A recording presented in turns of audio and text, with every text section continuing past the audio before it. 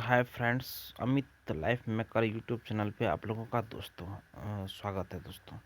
देखिए, यह मेरा आधुनिक भारत का ये तीसरा वीडियो है दोस्तों। इससे पहले हम 2 वीडियो कर चुके हैं जिसमें कि प्रीवियस ईयर से पूछा गया क्वेश्चन जो ये है घटना चक्र का। अभी तक जितना भी प्रीवियस ईयर का क्वेश्चन पूछा जा चुका है बीपीएससी के थ्रू, पीसीएस वाला, वो हम कर चुके हैं। 102 नंबर क्वेश्चन तक कर चुके हैं दोस्तों। आज हम 103 नंबर क्वेश्चन से करने वाले हैं। देखिए, बोल रहा है 103 नंबर क्वेश्चन है दोस्तों कि 1930 में महात्मा गांधी ने सविनय अवज्ञा आंदोलन कहाँ से प्रारंभ किया था दोस्तों? तो दांडी से स्टार्ट किया था। गांधी जी ने अपने 78 अनुयायियों के साथ साबरमती आश्रम से दांडी मार्च सत्याग्रह स्टार्ट किया था दोस्तों। 78 अनुयायियों के साथ साबरमती आश्रम से दांडी मार्च नमक सत्याग्रह की शुरुआत की। 6 अप्रैल 1930 ईस्वी को दांडी में नमक कानून तोड़ा गया तथा यहीं से सविनय अवज्ञा आंदोलन की शुरुआत की गई। इसका मुख्य उद्देश्य विशिष्ट प्रकार के गैर कानूनी कार्य को सामूहिक रूप से करके अंग्रेजों को झुकाना था। 104 नंबर क्वेश्चन है दोस्तों, साराबंदी आंदोलन 1922 किसके नेतृत्व में प्रारंभ हुआ दोस्तों? तो सरदार वल्लभ भाई पटेल के नेतृत्व में प्रारंभ हुआ। साराबंदी आंदोलन 1922 का नेतृत्व सरदार वल्लभ भाई पटेल ने किया था। इस आंदोलन में किसानों ने करों का भुगतान नहीं करने का निर्णय लिया। वल्लभ भाई पटेल ने खेरा आंदोलन 1918 एवं बारदोली सत्याग्रह 1928 में भी महत्वपूर्ण भूमिका निभाई।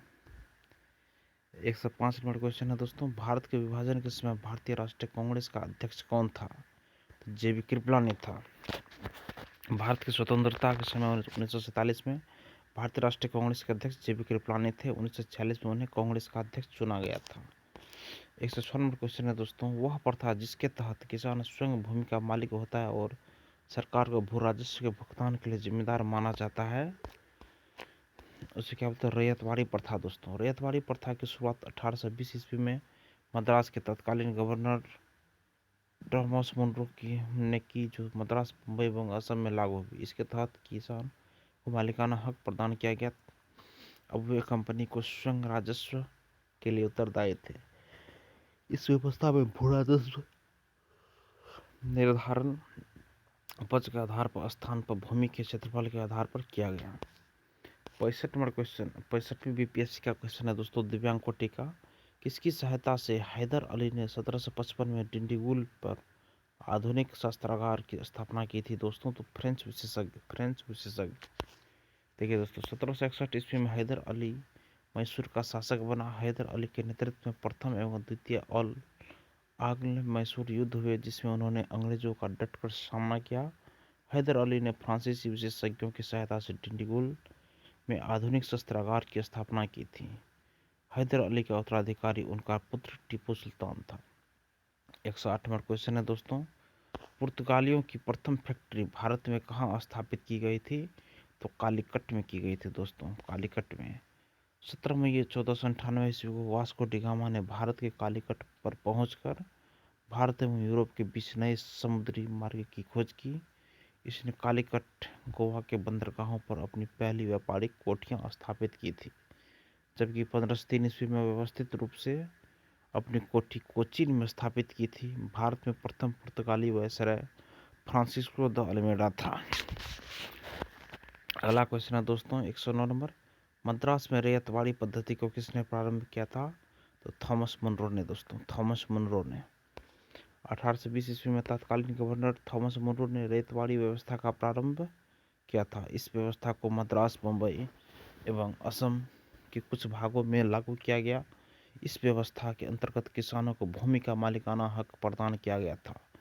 मद्रास में यह व्यवस्था लगभग 30 वर्षों तक लागू रहा। 110 में है दोस्तों, किसने कहा कि 1857 की घटना का प्रारंभ धर्म के संघर्ष के रूप में हुआ था और उस घटना का अंत स्वतंत्रता संग्राम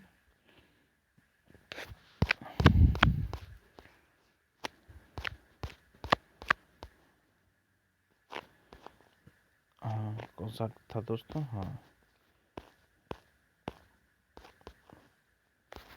देखिए दोस्तों, पुर्तगालियों की प्रथम फैक्ट्री कहाँ स्थापित हुई थी दोस्तों? तो कालीकट में हुई थी।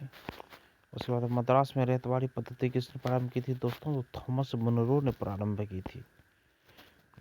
उसके बाद 110 नंबर क्वेश्चन है दोस्तों, किसने कहा था कि 1857 की घटना का प्रारंभ धर्म के संघर्ष के रूप में हुआ था? तो इस घटना का अंत स्वतंत्रता संग्राम के रूप में हुआ अंत। तो ये किसने कहा था? तो वो डॉक्टर S.N. सेन ने कहा था।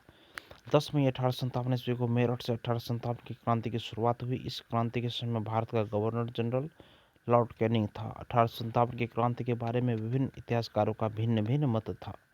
B.D. सावरकर ने इस क्रांति को भारत का पहला स्वतंत्रता संग्राम कहा था, जबकि S.N. सेन के अनुसार 1857 की घटना का प्रारंभ धर्म के संघर्ष के रूप में हुआ था और उस घटना का अंत स्वतंत्रता संग्राम के रूप में हुआ। दोस्तों 111 नंबर क्वेश्चन है, किस वर्ष में एक भारतीय महिला भारतीय राष्ट्रीय कांग्रेस की अध्यक्षा बनी थी? दोस्तों कौन बनी थी? तो देखिए दोस्तों, ऑप्शन नंबर ई में कोई नहीं है। भारतीय राष्ट्रीय कांग्रेस की स्थापना 28 दिसंबर 1885 ईस्वी को की गई थी। इस समय भारत का वायसराय लॉर्ड डफरिन था। कांग्रेस की स्थापना, कांग्रेस की पहली महिला अध्यक्ष एनी बेसेंट थी, जबकि प्रथम भारतीय महिला अध्यक्ष सरोजिनी नायडू थी, जो 1925 के कांग्रेस अधिवेशन की अध्यक्ष थी। सरोजिनी नायडू ने नाइटिंगेल ऑफ इंडिया के नाम से जाना जाता है। 112 नंबर क्वेश्चन है दोस्तों, निम्नलिखित कथनों में से कौन से कथन सही है? तो कौन से कथन सही है दोस्तों? 1, 4, 5 सही है दोस्तों और 2, 3 गलत है। देखिए, एक में बोल रहा है लाइक अली निजाम के एग्जीक्यूटिव काउंसिल के प्रेसिडेंट थे। और 4 में है शाहनवाज भुट्टो जूनागढ़ स्टेट के आखिरी दीवान थे। और 5 में है K.M. मुंशी को भारत सरकार ने हैदराबाद में अपने एजेंट के रूप में नियुक्त किया था। दोस्तों ये तीनों सही है। बोल रहा वर्ष 1949 तक जूनागढ़, हैदराबाद एवं कश्मीर को छोड़कर सभी भारतीय रियासतों का पूर्ण विलय हो चुका था। इन तीनों राज्यों के विलय के लिए आवश्यक कार्रवाई करनी पड़ी थी। जूनागढ़ को जनमत संग्रह के आधार पर भारत में मिलाया गया। हैदराबाद को पुलिस कार्रवाई के द्वारा भारत में मिलाया गया था। इसके लिए भारतीय सेना ने 5 दिनों तक ऑपरेशन पोलो चलाया था, जबकि जम्मू कश्मीर अंगीकार पत्र पर हस्ताक्षर कर भारतीय संघ में मिलाया गया था। इन तीनों राज्यों सहित देश में सभी देशी रजवाड़े एवं राज्यों को मिलाने एवं एकीकृत करने में सरदार पटेल का महत्वपूर्ण योगदान था। दोस्तों 113 नंबर क्वेश्चन है, हिंदू पैट्रियट का संपादक कौन था? हिंदू पैट्रियट का संपादक कौन था? ए नंबर ऑप्शन सही है दोस्तों, हरिश्चंद्र मुखर्जी।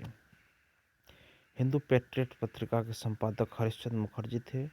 इस पत्रिका के माध्यम से इन्होंने नील आंदोलन को प्रमुखता से उठाया था। यह एक साप्ताहिक पत्रिका थी। इस पत्रिका का प्रकाशन 19वीं सदी के उत्तरार्ध में कलकत्ता से होता था।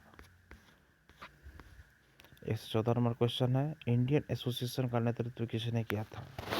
इंडियन एसोसिएशन का नेतृत्व किसने किया था? तो दोस्तों इंडियन एसोसिएशन की स्थापना 1876 ईस्वी में सुरेंद्रनाथ बनर्जी एवं आनंद मोहन बोस ने किया था। 1876 में सुरेंद्रनाथ बनर्जी एवं आनंद मोहन बोस ने किया था। इंडियन एसोसिएशन को इंडियन नेशनल एसोसिएशन के नाम से भी जाना जाता है। वर्ष 1885 में इस संगठन का विलय कांग्रेस ने कर दिया था। वर्ष 1885 में इस संगठन का विलय कांग्रेस में कर दिया गया था। 115 नंबर क्वेश्चन है दोस्तों, साम्राज्य के अंतर्गत स्वशासन नामक उद्देश्य को मुस्लिम लीग ने कब स्वीकार किया? साम्राज्य के अंतर्गत स्वशासन नामक उद्देश्य को मुस्लिम लीग ने कब स्वीकार किया दोस्तों? 1913 ईस्वी में स्वीकार किया था। आज़ादी के संघर्ष के दौरान कई ऐसे नेता थे जो संप्रदाय की नीति के विरुद्ध थे, जिसमें शौकत अली, मोहम्मद अली जिन्ना भी शामिल थे। इन्होंने 1913 ईस्वी में स्वराज प्राप्ति का प्रस्ताव पारित किया था तथा वर्ष 1916 ईस्वी के लखनऊ अधिवेशन में हिंदू मुस्लिम नेताओं के सहयोग से कांग्रेस एवं लीग के मध्य एक समझौता हुआ, जिसे लखनऊ पैक्ट के नाम से जाना जाता है। 116 नंबर क्वेश्चन है दोस्तों, होम चार्ज या ब्रिटेन में भारतीय सरकार के खर्च में समाहित होम चार्ज या ब्रिटेन में भारतीय सरकार के खर्च में समाहित ऑप्शन नंबर ई इसमें सही होगा। देखिए, दादा भाई नौरोजी ने अपनी पुस्तक poverty and un British rule in India में धन निष्कासन सिद्धांत का प्रतिपादन किया था। नेरोजी ने धन निष्कासन के कई कारण बताए जो धन निष्कासन सिद्धांत के कारण बने थे। जिसमें सैनिकों के वेतन एवं भत्ते आर्थिक विकास के प्रमुख तत्व थे। 1857 की क्रांति को दबाने में जो रकम खर्च की गई थी उसे भी भारतीय खजाने से दिया गया। भारत द्वारा ब्रिटेन के सभी नागरिकों के प्रशासन और सेना के खर्च का भुगतान किया जाता था।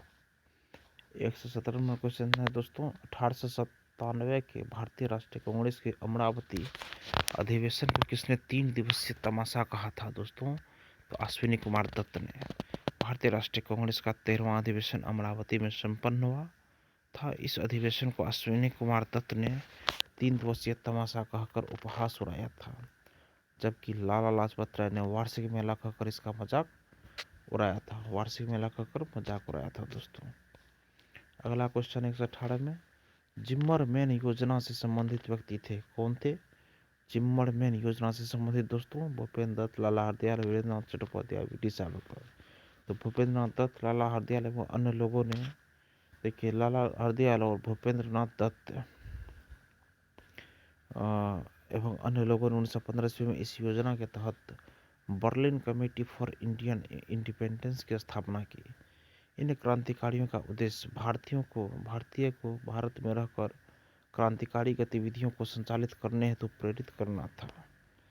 119वां क्वेश्चन है दोस्तों, किसान नेता मोतीलाल तेजावत संबंधित है, किससे संबंधित है? किसान नेता मोतीलाल तेजावत संबंधित है किससे? तो बी नंबर ऑप्शन है, मेवाड़ के भील आदिवासी आंदोलन से संबंधित है। मेवाड़ के भील आदिवासी आंदोलन से संबंधित है। दोस्तों मोतीलाल तेजावत एक क्षेत्रीय नेता थे। इन्होंने वनवासी संघ की स्थापना की थी। भील, गरासिया आदि जनजाति के लोगों पर होने वाले अत्याचार का इन्होंने विरोध किया था। इन्हें आदिवासियों का मसीहा कहा जाता है।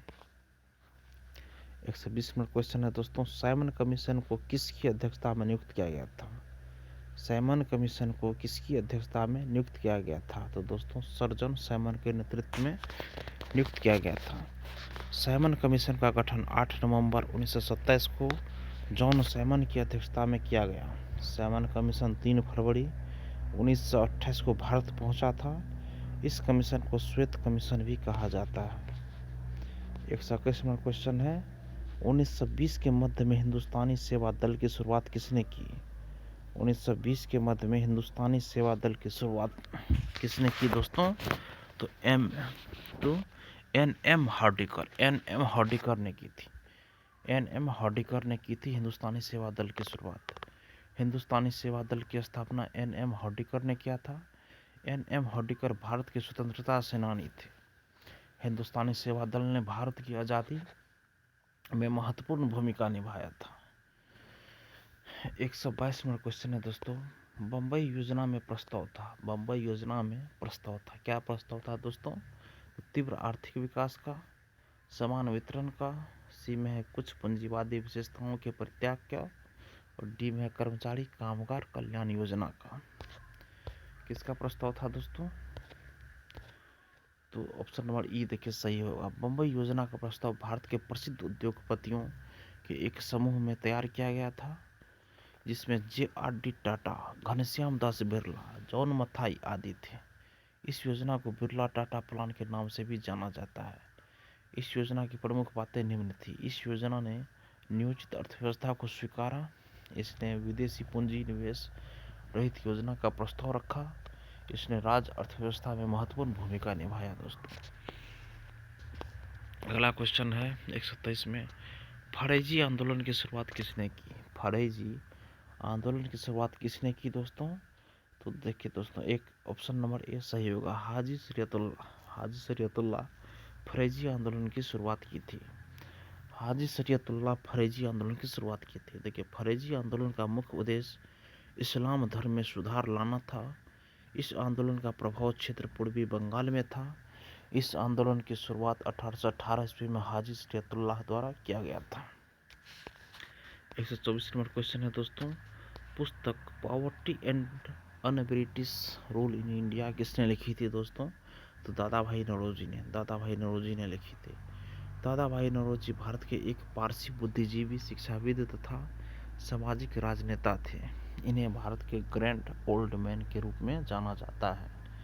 इनके द्वारा लिखित पुस्तक poverty and un British rule in India ने ब्रिटेन में भारत के धन निकासी की ओर भारतीयों का ध्यान आकर्षित किया था।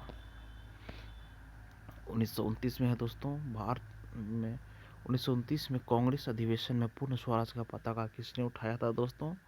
पंडित जवाहरलाल नेहरू ने उठाया था। वर्ष 1929 में कांग्रेस के लाहौर अधिवेशन में पूर्ण स्वराज की घोषणा की गई थी। इस अधिवेशन की अध्यक्षता पंडित जवाहरलाल नेहरू ने की थी। जवाहरलाल नेहरू ने 31 दिसंबर 1929 को रावी नदी के तट पर भारतीय झंडा तिरंगा को फहराया था। जवाहरलाल नेहरू को समाजवाद का प्रखर समर्थक माना जाता है। इस अधिवेशन में प्रथम स्वतंत्रता दिवस 26 जनवरी 1930 ईस्वी को मनाने की घोषणा की गई थी। अगला क्वेश्चन है दोस्तों 126 नंबर में, निम्न में से कौन सा ईस्ट इंडिया कंपनी के सिपाहियों को विद्रोही बनाने का कारण नहीं था? निम्न में से कौन सा ईस्ट इंडिया कंपनी के सिपाहियों को विद्रोही बनाने का कारण नहीं था दोस्तों? तो देखिए ऑप्शन नंबर डी दोस्तों, ऑप्शन नंबर डी सही होगा। अधिकारियों की अक्षमता, अधिकारियों की अक्षमता।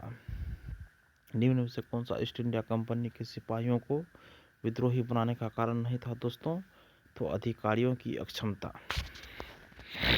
1857 ईस्वी के विद्रोहियों के कारणों में ईस्ट इंडिया कंपनी के अधिकारियों की अक्षमता नहीं थी, बल्कि उनकी धार्मिक राजनीतिक नीतियां और भारतीयों के साथ भेदभाव प्रमुख कारण था। तत्कालिक कारण ट्रिगर एनफील्ड राइफल था, जिसमें स्वर्ण तथा गाय की चर्बी का इस्तेमाल कारतूस में किया जाता था, जिससे हिंदू तथा मुस्लिम दोनों समुदाय आहत थे।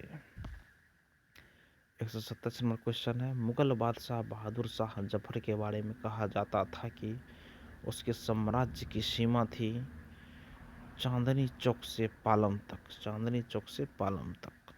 मुगल बादशाह बहादुर शाह जफर के बारे में यह कहा जाता है कि इसके शासन की सीमा चांदनी चौक से लेकर पालम तक थी। 1857 ईस्वी के विद्रोह के बाद बहादुर शाह जफर को रंगों ने निर्वासित कर दिया गया था। दोस्तों इस आयोग द्वारा प्रश्न को विवादित मान डिलीट कर दिया गया था। 128वां क्वेश्चन है दोस्तों, इनमें से किसने अंग्रेजी ईस्ट इंडिया कंपनी के कंट्रोल के खिलाफ बगावत नहीं की? बगावत नहीं की। तो दोस्तों इसमें हैदराबाद का निजाम अंग्रेजी ईस्ट इंडिया कंपनी के कंट्रोल के खिलाफ बगावत नहीं की थी। देखिए हैदराबाद के निजाम ने अंग्रेजी कंपनी के नियंत्रण के खिलाफ विरोध नहीं किया था। विजयनगर साम्राज्य की स्थापना 1336 ईस्वी में किया गया था तथा ईस्ट इंडिया कंपनी के शासन के पूर्व ही यह साम्राज्य समाप्त हो गया था। इसके अलावा त्रावणकोर के दीवान वेलुथम्पी का विद्रोह 1808 से 1809 ईस्वी तक चला था। 129 नंबर क्वेश्चन है दोस्तों, 1875 के दक्कन के दंगों का तत्कालिक कारण था। 1875 के दक्कन के दंगों का तत्कालिक कारण था दोस्तों, क्या था? बी नंबर ऑप्शन सही है, महाजनों के द्वारा ऊंची ब्याज दर। महाजनों के द्वारा ऊंची ब्याज दर तत्कालिक कारण था दोस्तों। देखिए दक्कन के दंगों का तत्कालिक कारण महाजन के द्वारा वसूली जा रही ऊंची ब्याज दरें थी। दक्कन विद्रोह का प्रभाव क्षेत्र पश्चिमी घाट था। इस विद्रोह की शुरुआत दोस्तों 1875 ईस्वी में हुई थी। दक्कन विद्रोह का संबंध महाराष्ट्र राज्य से है दोस्तों। दक्कन विद्रोह का संबंध महाराष्ट्र राज्य से है। उसके बाद अगला क्वेश्चन है दोस्तों, रजनी पाम दत्त ने कहा वे साम्राज्यवाद से लड़ते भी थे और सहयोग भी करते। उन्होंने किस राजनीतिक गठबंधन के बारे में यह कहा था दोस्तों? तो भारतीय राष्ट्रीय कांग्रेस के बारे में कहा था। भारतीय राष्ट्रीय कांग्रेस की स्थापना 28 दिसंबर 1885 ईस्वी में हुई थी तथा यह 1905 ईस्वी तक उदारवादी नीति को ही अपनाती रही। 1905 ईस्वी के बाद अपनी नीतियों में इसने कुछ बदलाव किए, जिसकी आलोचना रजनी पाम दत्त ने की है। इसके अनुसार कांग्रेस साम्राज्यवाद से लड़ते भी थे तथा सहयोग भी करते थे। 131 नंबर क्वेश्चन है दोस्तों, निम्न में से कौन सा एक राष्ट्रवादी समाचार पत्र नहीं था? तो द टाइम्स ऑफ इंडिया समाजवादी राष्ट्रवादी समाचार पत्र नहीं था। द हिंदू था, बंगाली था, दी महर्ता था। देखिए दोस्तों, टाइम्स ऑफ इंडिया अंग्रेजी भाषा का एक दैनिक समाचार पत्र था तथा यह राष्ट्रवादी पत्रिका नहीं थी, जबकि द हिंदू बंगाली आदि राष्ट्रवादी पत्रिका थी। 132 नंबर क्वेश्चन है दोस्तों, प्रार्थना समाज, यंग इंडिया, लोकहितवादी, सत्यशोधक समाज, रहनुमाई मजदायन सभा के लिए निम्न विकल्पों में से सही संयोजन पहचानिए दोस्तों। इसमें से सही विकल्प पहचानना है। ऑप्शन नंबर बी सही होगा, आत्माराम पांडुरंग, मोहनदास करमचंद गांधी, गोपाल हरि देशमुख, ज्योतिबा फुले, नरोजी फरदोंजी। देखिए दोस्तों, ऑप्शन नंबर बी सही है, आत्माराम पांडुरंग, मोहनदास करमचंद गांधी, गोपाल हरि देशमुख, ज्योतिबा फुले और नरोजी फरदोंजी। ये दोस्तों उपयुक्त प्रश्न सही है। देखिए, प्रार्थना समाज के संस्थापक कौन थे? आत्माराम पांडुरंग। यंग इंडिया के संस्थापक थे मोहनदास करमचंद गांधी और लोकहितवादी के थे गोपाल हरि देशमुख और सत्यशोधक समाज के थे दोस्तों ज्योतिबा फुले और रहनुमाई मजदायन सभा के थे दादाभाई नौरोजी। अगला क्वेश्चन है दोस्तों, नीचे दिए गए विकल्पों में से राष्ट्रवादी समाचार पत्रों द हिंदू, केसरी, बंगाली, हिंदुस्तानी, सुधारक के संपादकों के नामों का सही संयोजन ज्ञात कीजिए दोस्तों। क्या है दोस्तों? द हिंद, उसके बाद केसरी, बंगाली, हिंदुस्तानी, सुधारक के संपादकों के नामों का सही संयोजन ज्ञात कीजिए। तो ऑप्शन नंबर डी इसका सही होगा। देखिए, द हिंद का कौन होगा? जी सुब्रमण्यम अय्यर। द हिंद का जी सुब्रमण्यम अय्यर होगा। उसके बाद केसरी के होगा बाल गंगाधर तिलक। उसके बाद होगा बंगाली का होगा सुरेंद्र नाथ बनर्जी। उसके बाद होगा दोस्तों हिंदुस्तानी का होगा गंगा प्रसाद वर्मा। उसके बाद सुधारक का होगा गोपाल कृष्ण गोखले। तो देखिए, समाचार पत्र और संपादक द हिंदू का है जी सुब्रमण्यम अय्यर। जी सुब्रमण्यम अय्यर। केसरी का है बाल गंगाधर तिलक। बंगाली का है SN बनर्जी। हिंदुस्तानी का है गंगा प्रसाद वर्मा। सुधारक का है गोपाल कृष्ण गोखले। 134 नंबर क्वेश्चन है दोस्तों, बाल गंगाधर तिलक लोकमान्य तिलक के नाम से जाने जाने लगे हैं जब सरकार ने उन्हें रैंड मर्डर केस में अभियुक्त बनाया। बाल गंगाधर तिलक लोकमान्य तिलक के नाम से जाने लगे हैं जब सरकार ने उन्हें रैंड मर्डर केस में अभियुक्त बनाया। रैंड मर्डर केस में अभियुक्त बनाया है। ऑप्शन नंबर सी सही होगा दोस्तों। देखिए, वर्ष 1897 ईस्वी में बाल गंगाधर तिलक को लोकमान्य की उपाधि दी गई थी। यह उपाधि रैंड एमहर्स्ट हत्या के बाद चले मुकदमे के दौरान दी गई थी। तिलक इस मुकदमे के सिलसिले में 18 माह तक जेल में रहे थे। 135 नंबर क्वेश्चन है दोस्तों, सरकार के विरोध में असेंबली में बम फेंकने के समय भगत सिंह की उम्र क्या थी दोस्तों? तो 21 साल से थोड़ा ज़्यादा। 21 साल से थोड़ा ज़्यादा। भगत सिंह का जन्म सितंबर 1907 ईस्वी में हुआ था तथा उन्होंने पब्लिक सेफ्टी बिल के खिलाफ अप्रैल 1929 ईस्वी में सेंट्रल असेंबली में बम फेंका था। इसके बाद भगत सिंह को गिरफ्तार किया गया था। जब भगत सिंह ने बम फेंका था तो उनकी मृत्यु 21 वर्ष से थोड़ी अधिक थी। उसके बाद है दोस्तों 136 नंबर क्वेश्चन, जलियांवाला बाग नरसंहार किस गांधीवादी सत्याग्रह के संबंध में हुआ था दोस्तों? तो रोलेट सत्याग्रह। जलियांवाला बाग नरसंहार किस गांधीवादी सत्याग्रह के संबंध में हुआ? तो रोलेट सत्याग्रह के संबंध में दोस्तों। देखिए, 13 अप्रैल 1919 ईस्वी को जलियांवाला बाग की घटना घटित हुई थी। रोलेट एक्ट के विरोध में पंजाब के जलियांवाला बाग में सभा आयोजित की गई थी। जनरल डायर के निर्देश पर इस सभा में गोलियां चला दी गई जिसमें लगभग 900 से अधिक लोग मारे गए थे। 137 नंबर क्वेश्चन है, किस स्थान पर आदिवासियों ने अंग्रेजों के खिलाफ विद्रोह किया? किस स्थान पर आदिवासियों ने अंग्रेजों के खिलाफ विद्रोह किया? तो किसने किया था? तो बिहार ने किया था। बिहार वर्तमान झारखंड में आदिवासियों ने बिरसा मुंडा के नेतृत्व में अंग्रेजों के खिलाफ विद्रोह किया था।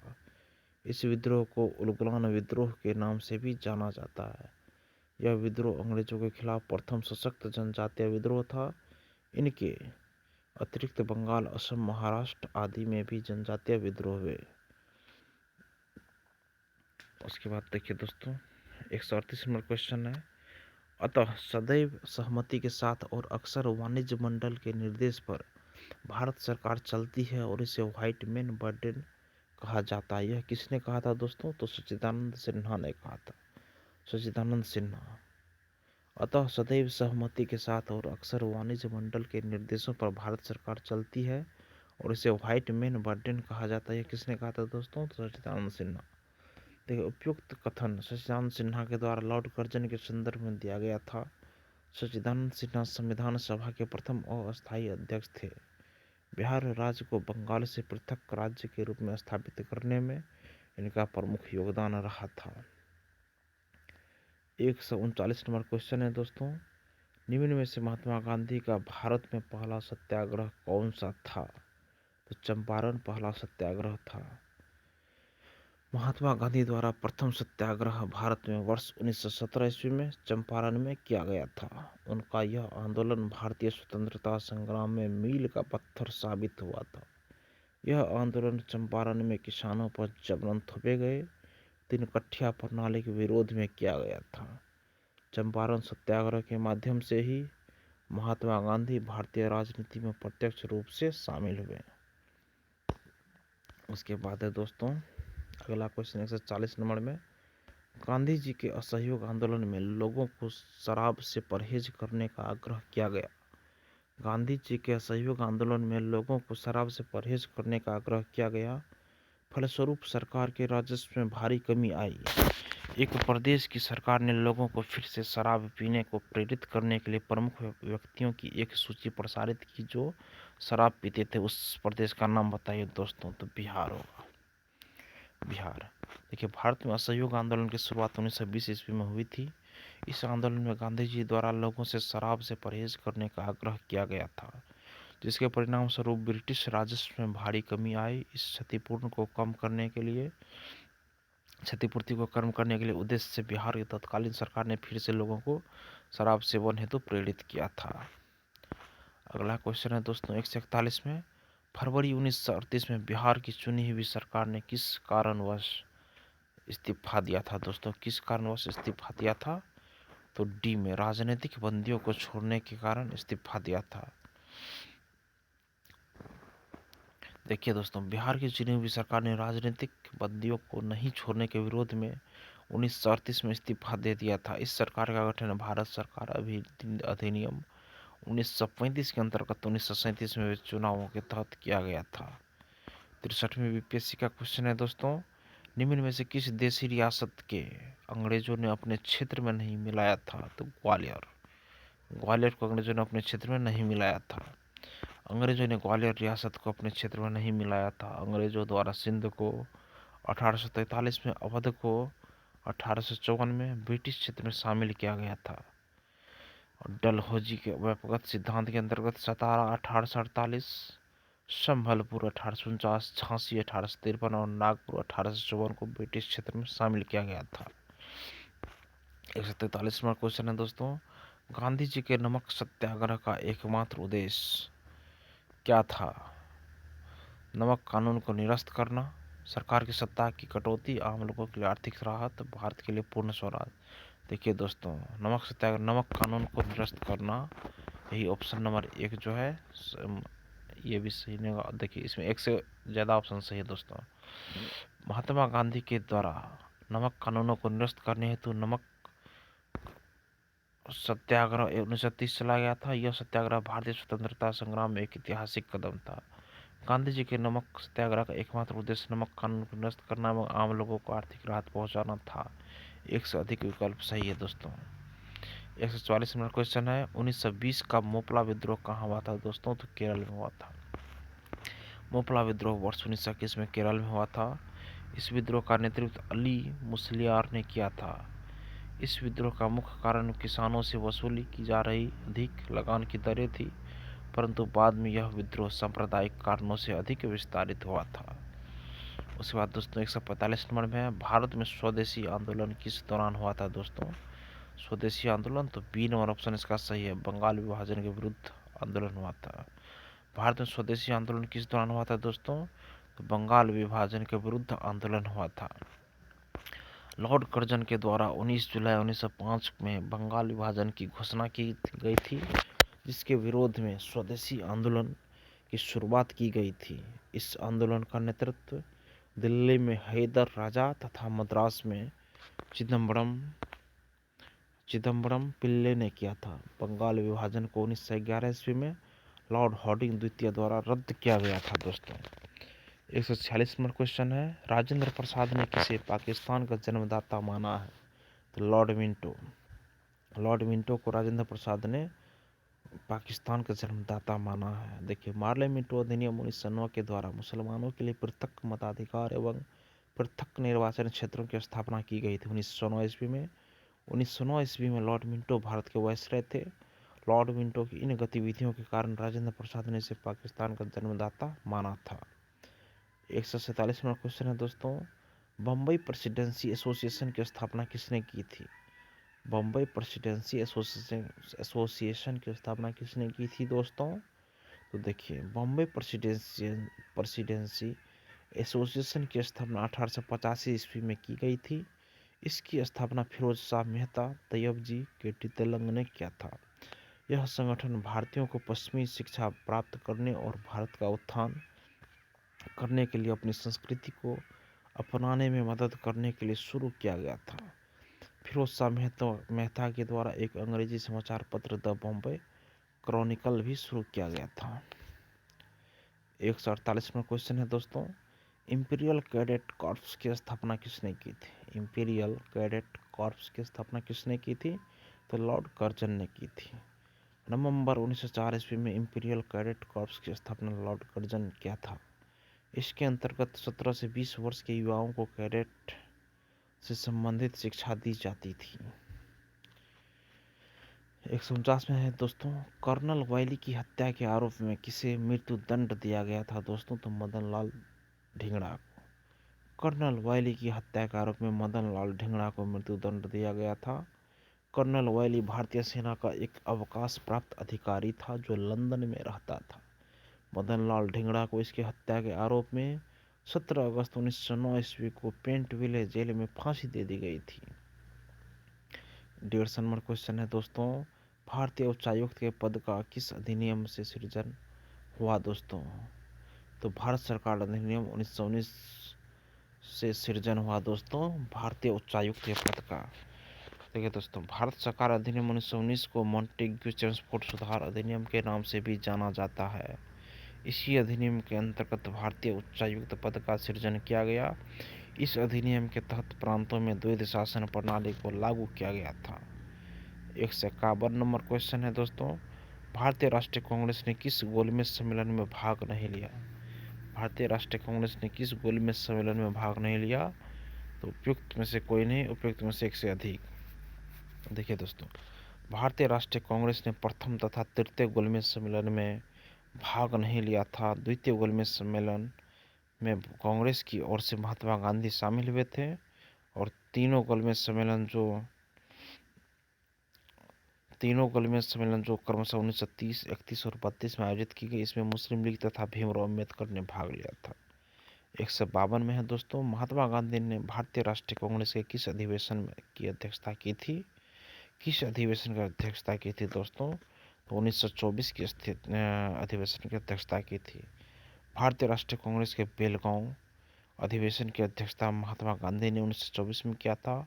यह एकमात्र अधिवेशन है जिसकी अध्यक्षता गांधी जी द्वारा की गई थी। इसी अधिवेशन में स्वराज पार्टी का पुनः विलय हो गया था। 153 नंबर क्वेश्चन है दोस्तों, इनमें से कौन कैबिनेट मिशन के सदस्य नहीं थे? देखिए दोस्तों, पेंथिक लॉरेंस थे, स्टैफोर्ड क्रिप्स थे, एबी अलेक्जेंडर थे, वेबल नहीं थे दोस्तों। कैबिनेट मिशन वर्ष 1946 ईस्वी में भारत पहुंचा था। इस मिशन का मुख्य उद्देश्य भारतीय नेताओं को यह विश्वास दिलाना था कि संवैधानिक मामले पर समझौता हेतु तैयार है। इस मिशन की अध्यक्षता पेंथिक लॉरेंस कर रहे थे तथा इसके अन्य सदस्य स्टैफोर्ड क्रिप्स और एबी अलेक्जेंडर थे। 154 नंबर क्वेश्चन है दोस्तों, नाउ और नेवर पैम्पलेट किसने लिखा? तो रहमत अली ने। देखिए दोस्तों, चौधरी रहमत अली के द्वारा नाउ और नेवर पैम्पलेट को लिखा गया था।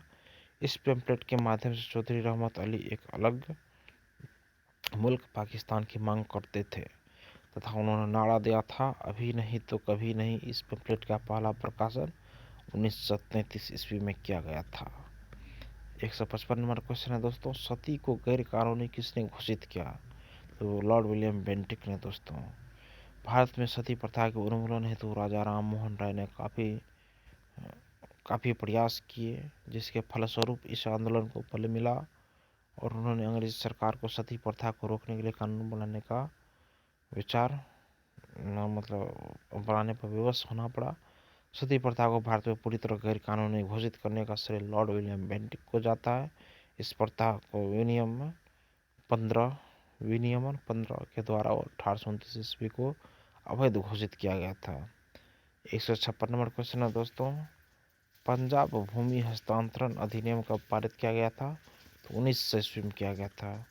पंजाब भूमि हस्तांतरण अधिनियम को 1900 ईस्वी में पारित किया गया था। कर्जन ने इस अधिनियम को पारित कर पंजाब के किसानों को साहूकार द्वारा दी जाने वाली बेदखली से बचाया था। इस अधिनियम के अंतर्गत किसानों की सुविधा हेतु सहकारी समिति तथा कृषि बैंक की स्थापना की गई थी। और ये हमारा दोस्तों ये क्वेश्चन, और 157 नंबर क्वेश्चन देख लेते हैं दोस्तों, राज्य विभाग की स्थापना किसकी अध्यक्षता में की गई थी? तब सरदार पटेल की अध्यक्षता में। राज्य विभाग की स्थापना 1947 ईस्वी में सरदार पटेल की अध्यक्षता में की गई थी। इस विभाग का मुख्य उद्देश्य भारत में रियासतों के प्रवेश को सुरक्षित करके भारत के राजनीतिक एकीकरण को बढ़ावा देना था। दोस्तों ये हमारा प्राचीन आधुनिक भारत का क्वेश्चन 50 क्वेश्चन अभी के दोस्तों। कल इस चैप्टर को दोस्तों ख़त्म कर देंगे और आप लोग मेरे वीडियो को अपने चैनल पे जा, मेरे चैनल जो है अमित लाइफ मेकर पे जाके इसके पिछले वाले वीडियो को देख सकते हैं दोस्तों। धन्यवाद दोस्तों वीडियो देखने के लिए। अगर आपको ये वीडियो पसंद आया तो लाइक और कमेंट ज़रूर कीजिए दोस्तों। धन्यवाद।